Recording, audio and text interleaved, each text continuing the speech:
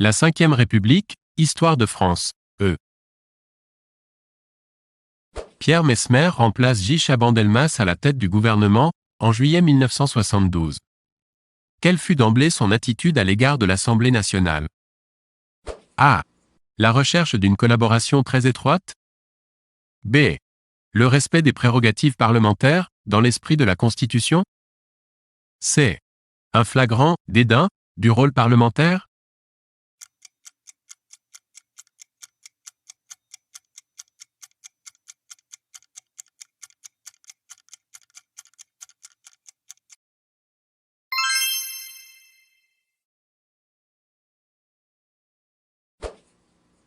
François Mitterrand n'a manqué, de 1965 à 1988, qu'un seul rendez-vous présidentiel.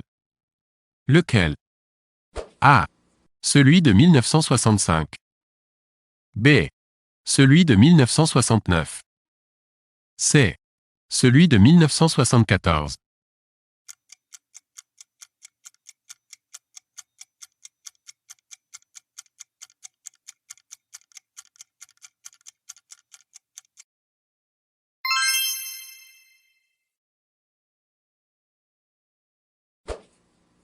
Le comte Michel d'Ornano, 1924 à 1991, a connu son heure la plus médiatique sans doute, dans un épisode qui le vit, en 1977, briguer.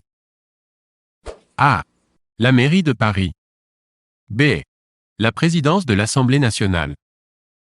C. La présidence d'un grand groupe de presse.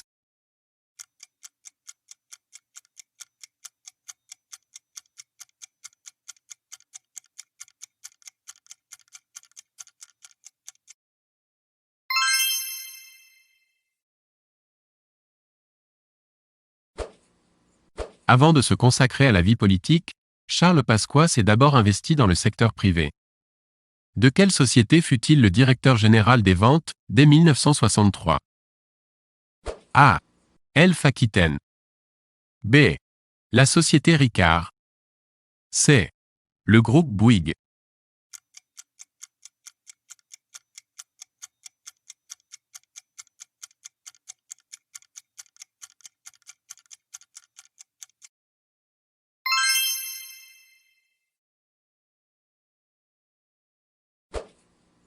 Alain Peyrefitte fut non seulement 6 fois ministre, mais également l'auteur d'une quinzaine d'ouvrages. À quel tirage son best-seller, Le Mal français, fut-il édité? A. 500 000 exemplaires. B. 800 000 exemplaires. C. 1 200 000 exemplaires.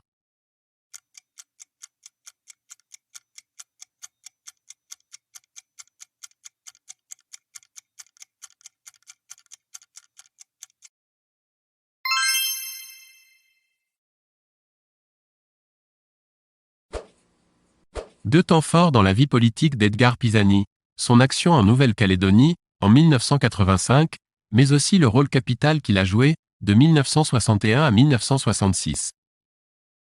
A. Dans la réforme de l'enseignement. B. Dans la politique agricole de la CEE. C. Au Conseil constitutionnel.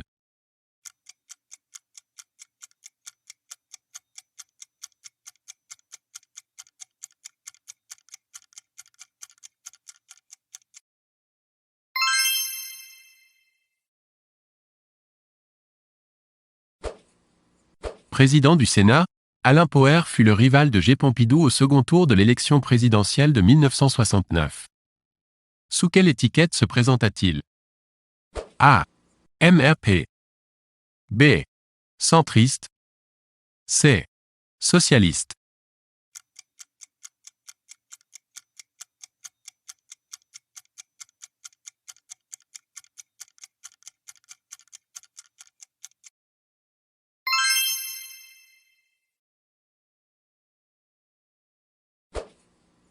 Quelle fonction ministérielle Georges Pompidou, 1911 à 1974, a-t-il occupé sous la 4e République? A. Secrétaire d'État au commerce extérieur. B.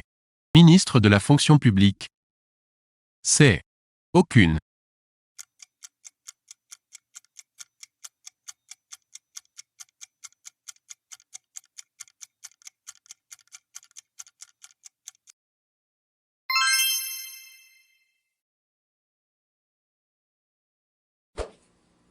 Homme médiatique à l'évidence, Michel Poniatowski n'a pourtant pas connu une très longue carrière ministérielle, celle-ci s'étendant de 1973 à 1977.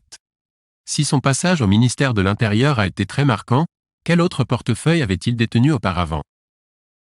A. Celui de la justice. B. Celui de la santé publique et de la sécurité sociale. C. Celui de la coopération.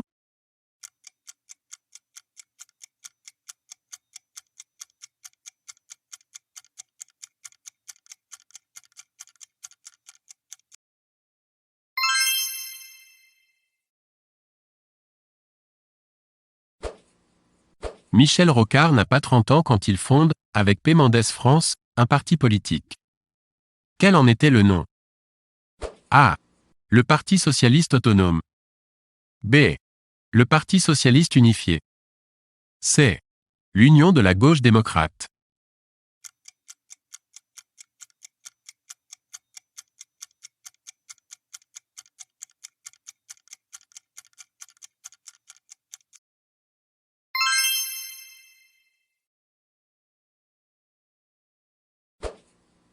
L'implication de la loi Royer dans le paysage urbain de la France est telle qu'il serait incongru de passer sous silence son auteur, Jean Royer. De quelle catégorie sociale se fit-il le défenseur par la promulgation de cette loi, en décembre 1973? A. Les petits propriétaires. B. Les petits commerçants et les artisans. C. Les habitants des cités dortoirs.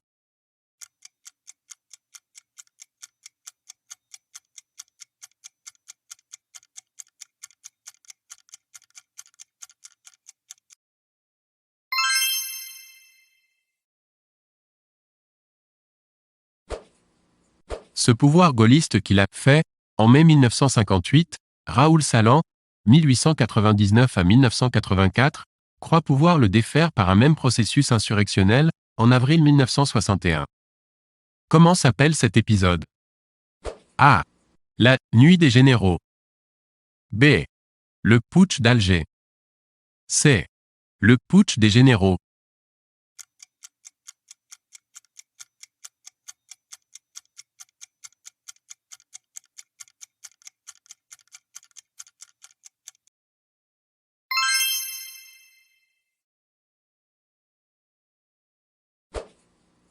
Honneur ou non, Alain Savary, 1918 à 1988, aurait pu s'enorgueillir d'avoir provoqué, le 24 juin 1984, la plus gigantesque manifestation que Paris ait connue de toute son histoire. De qui était composée essentiellement la foule des contestataires? A. De syndicalistes en colère. B. Des partisans de l'école libre. C. De salariés menacés par une éventuelle réduction envisagée des acquis sociaux.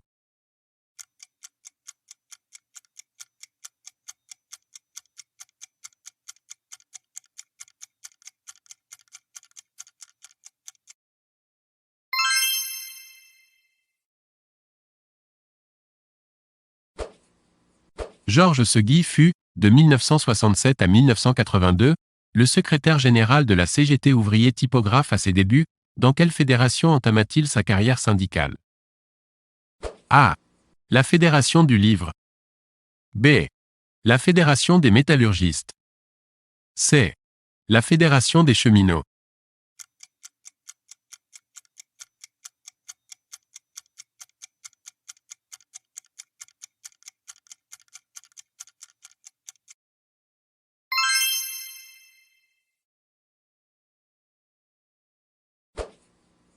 Jean-Jacques Servan-Schreiber connut le plus bref passage dans un gouvernement de la Ve République.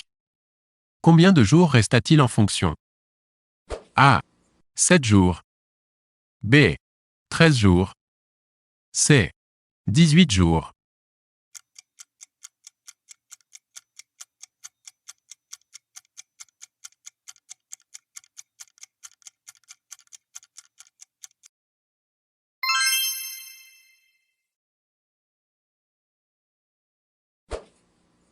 Souscrivant à la politique d'ouverture du président Mitterrand, après sa réélection de mai 1968, Jean-Pierre Soisson entre au gouvernement de Rocard. Dans quelle formation politique avait-il précédemment exercé des fonctions très importantes? A. UDF. B. RPR. C. CDS.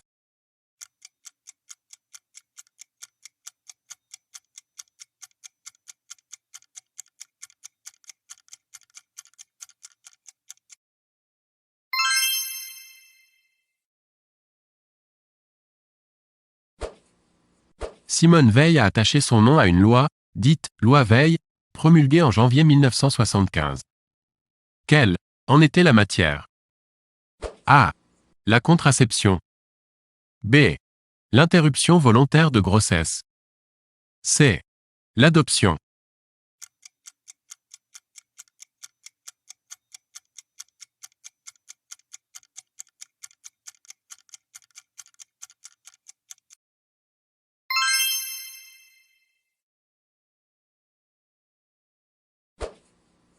Appelé au pouvoir pour sortir le pays de l'impasse algérienne, le général de Gaulle constitue, en avril 1958, un gouvernement. A. D'union nationale. B. Formé de ses partisans. C. Formé de techniciens.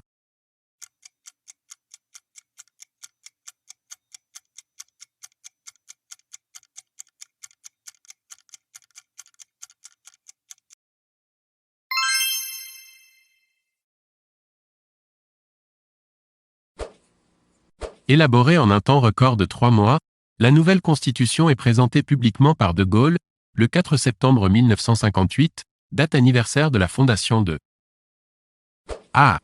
La Première République. B. La Deuxième République. C. La Troisième République.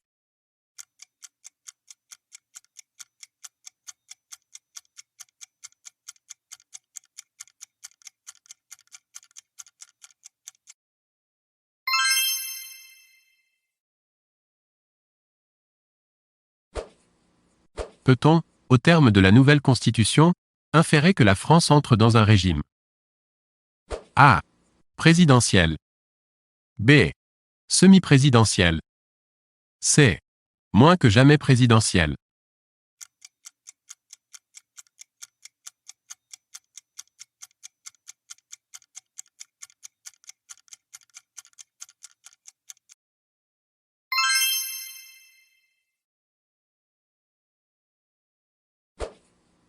Soumise à un référendum, le 28 septembre 1958, la Constitution remporte A. 70% de oui. B. 80% de oui. C. 90% de oui.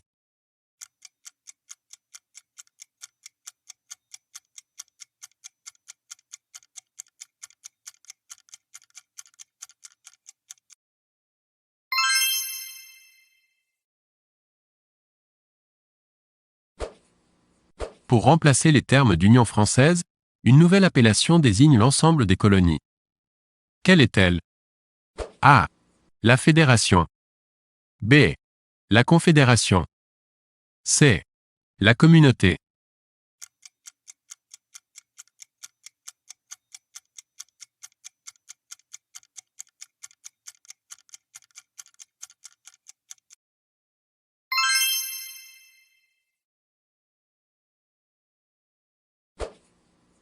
Un nouveau mouvement politique, fusionnant les organisations gaullistes, voit le jour en octobre 1958. Il s'agit de A. L'UNR. B. L'UDN. C. L'UDR.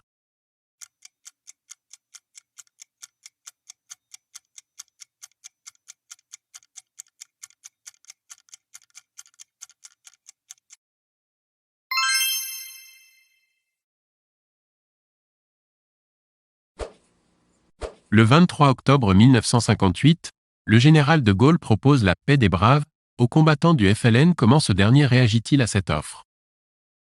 A. En acceptant de déposer les armes. B. Par l'amorce de négociations discrètes. C. Par un refus très net.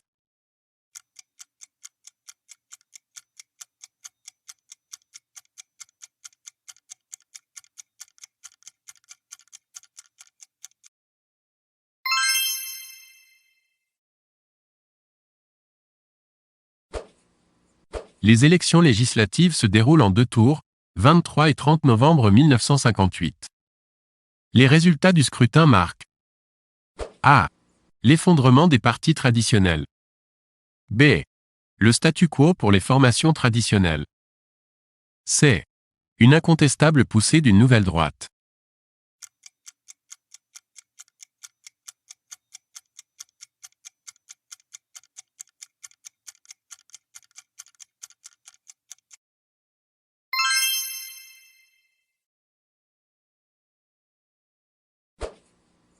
Le 21 décembre 1958, Charles de Gaulle devient le premier président de la Ve République. Comment est-il élu? A. Au suffrage universel. B. Par un vote des 2 chambres. C. Par un collège de grands électeurs.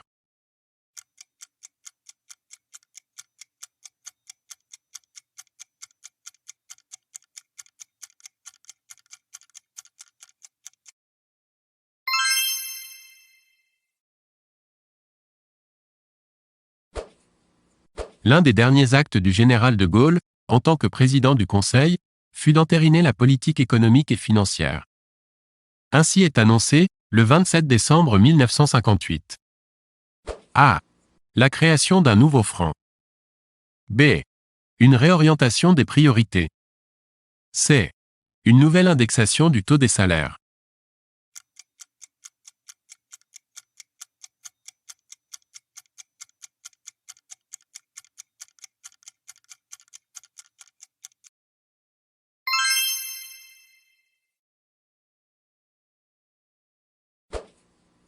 Le 8 janvier 1959, le général de Gaulle s'installe à l'Élysée. Qui sera dès lors le pensionnaire de Matignon? A. Maurice Couve de Murville. B. Michel Debré. C. Georges Pompidou.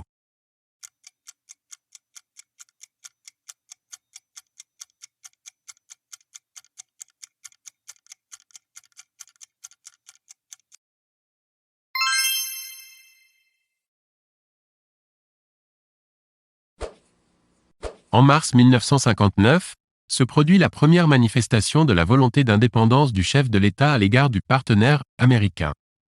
Quel est cet événement? A. Le retrait de l'OTAN de la flotte française de Méditerranée. B. La reconnaissance de la Chine populaire. C. Le refus de l'étalon dollar de change.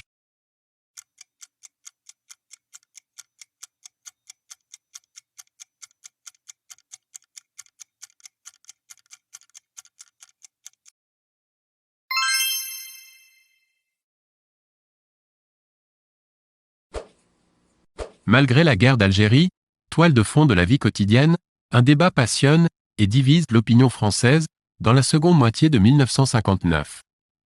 Ce débat concerne A. La création de la force de frappe. B. L'élection du président de la République au suffrage universel. C. L'éternelle question scolaire.